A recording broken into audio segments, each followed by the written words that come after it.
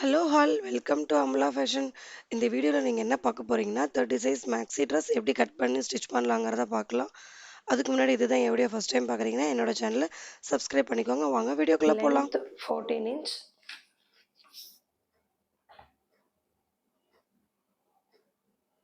width வந்து 10 inch, neck shoulder வந்துட்டு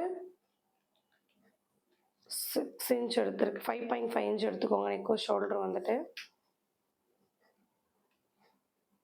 neck shoulder 5.5 inch, neck with வந்து 2.2 inch. ஓகேங்களா, நெக்கு வித்து வந்து 2.2 inch, ஃப்ரண்ட் நெக்கோட லென்த் வந்துட்டு 5.5 inch.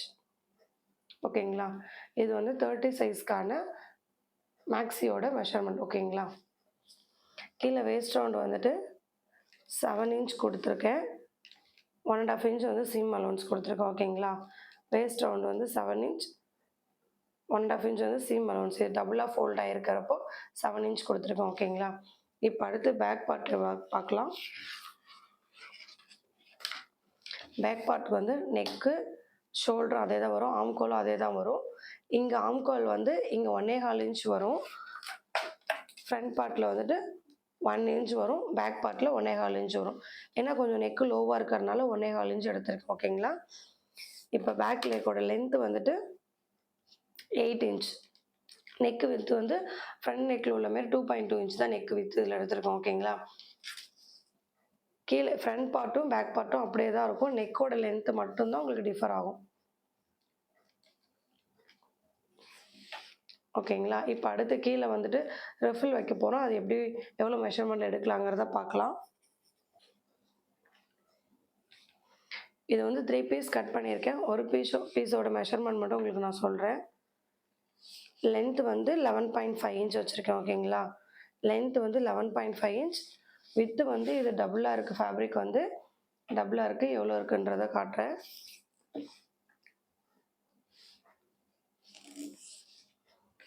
$20.5 இருக்குது. ஸோ ஒரு பீஸ் வந்து எவ்வளோ இருக்குன்னா 41 இருக்கும். ஓகேங்களா, இது டபுளாக இருக்கிறதுனால 20.5 இருக்குது. ஒரு லென்த்துனா வந்து 41 இருக்கும். ஓகேங்களா, ஸோ வந்து லென்த்து வந்துட்டு 11 இருக்குது, வித் வைஸ் வந்துட்டு 41 இருக்குது. ஓகேங்களா, இதே மாதிரி நான் 3 இதுவும் எடுத்திருக்கேன். ஓகேங்களா, கீழே வந்து ரிஃபில் வைக்கிறதுக்காக இதே சைஸில் 3 இது கட் பண்ணியிருக்கேன். ஓகேங்களா, அடுத்து வந்து வேஸ்ட் லைன் கிட்ட வந்து நம்ம ரெஃபில் போலிங்களா, அதோட லென்த் எவ்வளோன்னு பார்த்துக்கலாம். இது வந்து நீ வரைக்கும் வரும். இந்த லென்த் வந்து 23 inch நான் எடுத்திருக்கேன். நம்ம மேலேயும் டாப்லேயும் பாட்டம்லேயும் ஃபோல்ட் பண்ணி ஸ்டிச் பண்ணணும். அதுக்கு வந்து எப்படியுமே ஒரு 1/2 inch ஆகிடும். ஜாயின் பண்ணுறதுக்கு ஒரு 1/2 inch, ஸோ 2 inch எக்ஸ்ட்ரா விடணும். ஓகேங்களா, இது வந்து டபுளாக ஃபோல்ட் ஆகிருக்கு. 20 inch நான் எடுத்திருக்கேன். ஓவராலாக வந்து நமக்கு வித் வந்து 40 inches இருக்கும். ஓகேங்களா, ஸோ லென்த்து வந்து 23, வித் வந்து 40 inchல நான் எடுத்திருக்கேன். இது வந்து நம்ம வந்து ஃபோல்ட் பண்ணிவிட்டு வேஸ்ட் லைன் கிட்ட ரூஃபில் வைக்கணும். ஓகேங்களா, இதேமாரி 2 பீஸ் கட் பண்ணிக்கோங்க. ஃப்ரண்ட் அண்ட் பேக் 2 சைடுக்கும் வேணும் இல்லைங்களா, 2 பீஸ் கட் பண்ணிக்கோங்க. இப்போ வந்து வேஸ்ட் லைனில் நான் எப்படி ஃப்ளீட் வச்சு வைக்கணும் இல்லைங்களா, அதுதான் காமிச்சிருக்கேன்.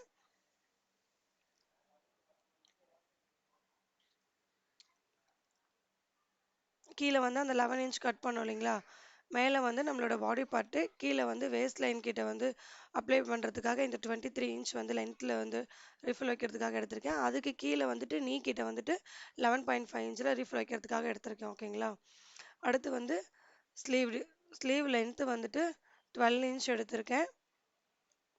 ஃபோல்டிங் எல்லாம் சேர்த்தே 12 inch எடுத்திருக்கேன். இங்கே இருந்துட்டு மேலே வந்து 2.5 inchக்கு வந்து எக்ஸ்ட்ரா அந்த பஃப் கொடுக்கறதுக்காக 2.5 inch எடுத்திருக்கேன்.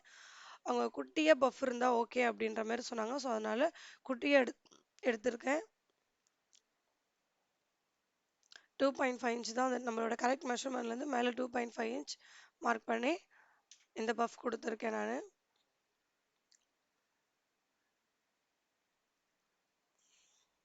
இவ்வளோ தான் வரும் பஃப், ரொம்ப குட்டியாக வரும்.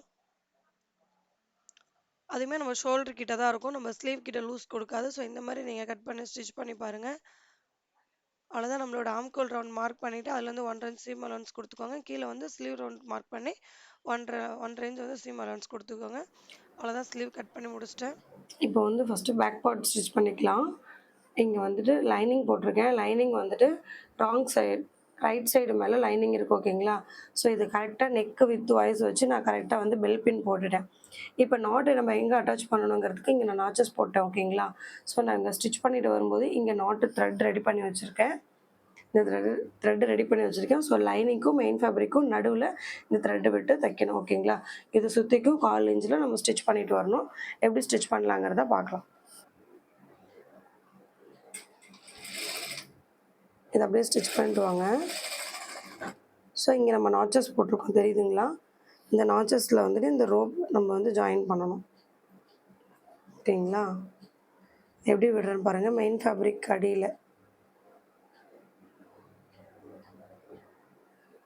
விடும்போது நம்மளோட லைனிங் நாட் வந்து இங்கே வந்துடும் ஓகேங்களா. கரெக்டாக அந்த நாச்சஸ் போட்ட இடத்துல வச்சு ஸ்டிச் பண்ணிக்கோங்க. இங்கே கொஞ்சம் அப்படியே லாக் பண்ணிவிட்டு ஸ்டிச் பண்ணுங்கள். அவ்வளோதான்.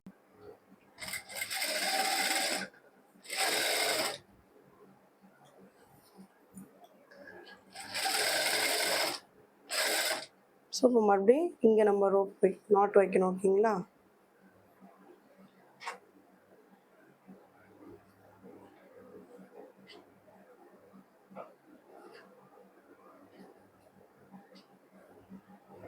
இங்கே வரும்போது லாக் பண்ணிவிட்டு ஸ்டிச்சை ஸ்டார்ட் பண்ணுங்கள்.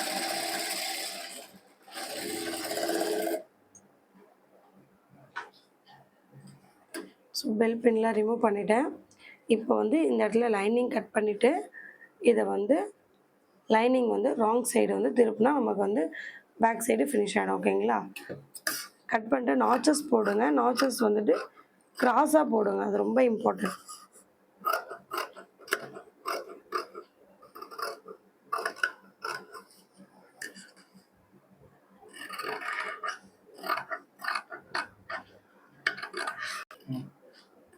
இந்த மாதிரி கிராஸாக நாச்சஸ் போட்டுக்கோங்க ஓகேங்களா. மெயினாக நாச்சஸ் வந்து எங்கே போனால் இந்த மாதிரி கர்வ் லைன் இருக்கு இல்லையா, அங்கே தான் நாச்சஸ் போடணும். அப்போ தான் ஃபேப்ரிக் வந்து நமக்கு அழகாக டேர்ன் பண்ணி அந்த ரவுண்டு வந்து கட்டும் ஓகேங்களா. ஸோ இப்போ நாச்சஸ் போட்டுட்டேன். இப்போ பாருங்கள், நாட் வந்து இன்விசிபிளாக உள்ளக்க இருக்குது ஓகேங்களா. இப்போ இது வந்து நம்ம ஃபேப்ரிக் லைனிங் வந்துட்டு ராங் சைடு டேர்ன் பண்ணிடலாம். டர்ன் பண்ணோடனே நமக்கு இப்படி இருக்குது.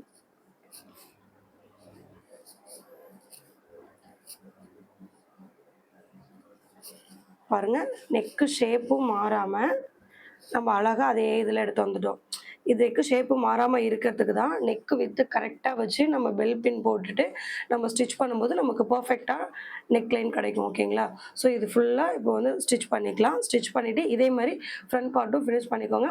ரெண்டுத்தையும் ஃபினிஷ் பண்ணிவிட்டு ரிஃபில் எப்படி வைக்கலாங்கிறது நான் உங்களுக்கு காட்டுறேன் ஓகேங்களா. பாருங்கள், பேக் பார்ட் வந்து லைனிங்கோட ஜாயின் பண்ணிட்டு எல்லாம் சைடில் கட் பண்ணி எடுத்துட்டேன். அதே மாதிரி ஃப்ரண்ட் பார்ட்டும் ரெடி பண்ணிட்டேன் ஓகேங்களா. பேக் பார்ட் ரெடி பண்ணோம் இல்லைங்களா, அதே மெத்தடு தான். ரெண்டும் ரெடி பண்ணிட்டேன். அடுத்து வந்துட்டு ரூஃபில் எப்படி வைக்கலாங்கிறத பார்க்கலாம். இந்த ஃபுட் எடுத்துக்கோங்க. இது வந்து பீக்கோ ஃபுட்டு. பட் ஆனால் நம்ம டேபிள் மேட் மிஷினில் வந்து பீக்கோ ஃபுட் வந்து ஜிக்ஸாக்ல வரும். நமக்கு வந்துட்டு இதில் ஸ்ட்ரைட் தையல் தான் வரும். குட்டி ஃபோல்டிங்கில் நமக்கு ஸ்டிச் பண்ணி கொடுக்கும் ஓகேங்களா. ஸோ எப்படி ஸ்டிச் பண்ணலாங்கிறத பார்க்கலாம். ஃபஸ்ட்டு வந்து இப்படி ஒரு குட்டி ஃபோல்ட் பண்ணிவிட்டு நம்ம நீடில் இருக்கு இல்லைங்களா, அந்த இடத்துல வந்து இதை வச்சுருங்க ஓகேங்களா.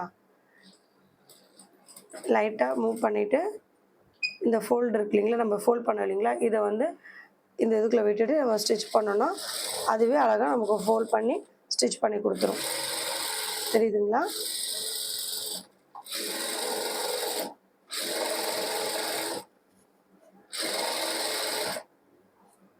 இங்கே பாருங்கள், குட்டி ஃபோல்டிங் அதுவே நமக்கு ஃபோல்ட் பண்ணி கொடுத்துருச்சுங்களா. இதே மாதிரி இந்த மேலேயும் கீழேயும் நம்ம அந்த மாதிரி ஸ்டிச் பண்ணிக்கலாம். அதே மாதிரி கீழே நீக்கிட்ட ரீஃபில் வைக்கிறதுக்காக நான் 11 இன்ச்சுக்கு கட் பண்ணியிருந்தேன் இல்லைங்களா, அந்த 3 இதுவுமே வந்துட்டு இதேமாரி நான் ஃபோல்ட் பண்ணிவிட்டு ஸ்டிச் பண்ணிட்டு உங்களுக்கு காட்டுறேன் ஓகேங்களா. பாருங்கள், பேக் பார்ட்டில் வந்து ரிஃபில் வச்சுருக்கேன்.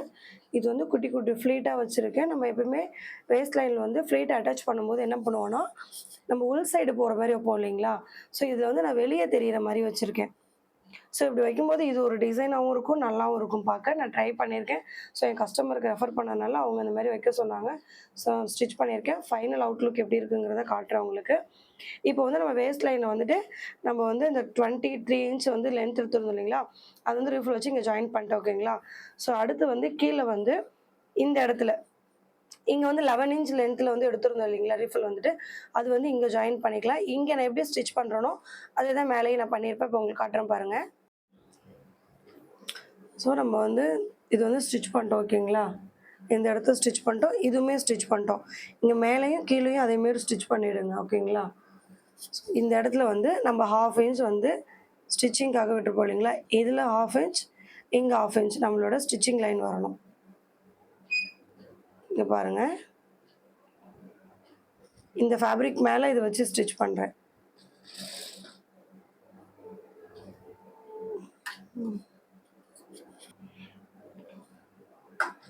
ஃபஸ்ட்டு நம்ம ஜாயின் பண்ணுவோம் இல்லைங்களா, வேஸ்ட் லைன்லேருந்து வரும், அதுக்கு ஒரு 1 இன்ச் விட்டுருங்க. அந்த 1 இன்ச்சுக்கு அப்புறம் நம்ம வந்து ஃப்ளீட் வைக்கலாம் ஓகேங்களா. இந்த மாதிரி தான் குட்டி குட்டியாக ஒரே ஈவனாக வச்சுட்டு வந்துருந்தேன் நான்.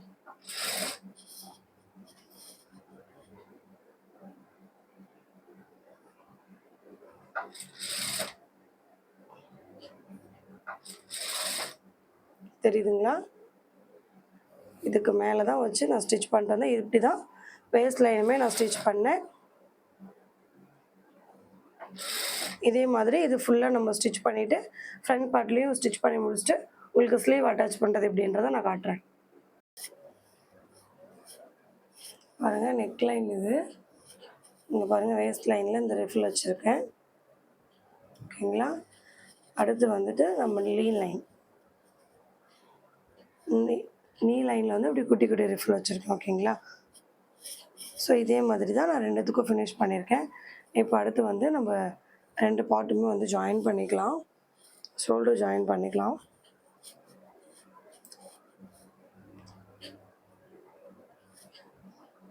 ரைட் சைடு ஃபேஸ் பண்ணி வச்சுக்கோங்க.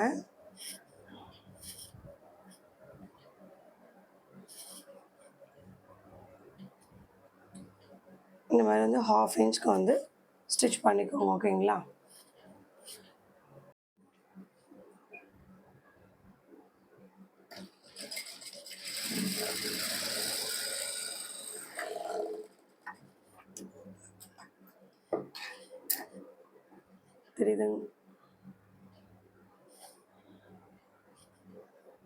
தெரியுதுங்களா, இந்த மாதிரி ஸ்டிச் பண்ணிக்கோங்க ஓகேங்களா.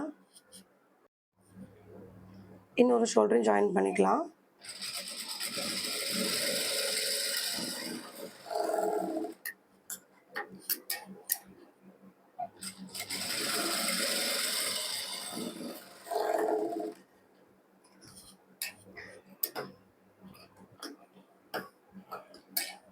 லாக் பண்ணும்போதும் முடியும் போது என்ன லாக் ஸ்டிச் போட்டு முடிங்க ஓகேங்களா.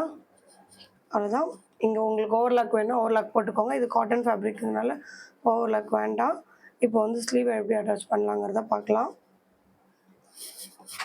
நம்ம நார்மலாக வந்துட்டு 1.5 2 இன்ச்சில் வந்து நம்ம ஸ்டிச் பண்ணுவோம் ஓகேங்களா. ஸோ இப்போ நம்ம வந்து அந்த கேதரிங் கொடுக்கறதுக்காக 3.5 இன்ச் வச்சுக்கோங்க. 3.5ல் வச்சுட்டு நம்ம வந்து ஸ்டிச் பண்ணலாம்.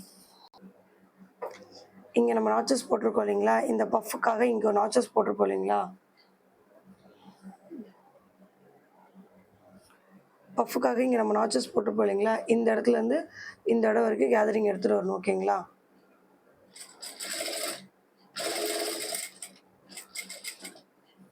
இது சுற்றிக்குமே ஒரு 1/2 இன்ச் விட்டுட்டு